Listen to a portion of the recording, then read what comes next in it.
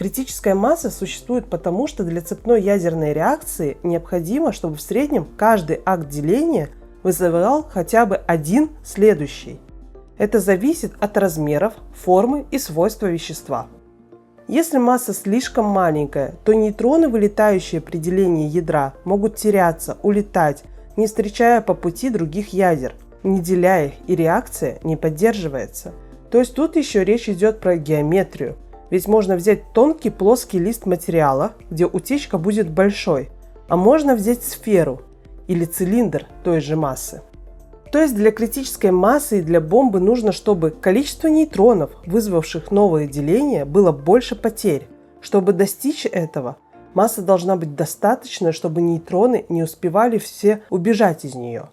Форма должна сводить к минимуму поверхность, через которую нейтроны могут выйти. Поэтому оптимальна сфера.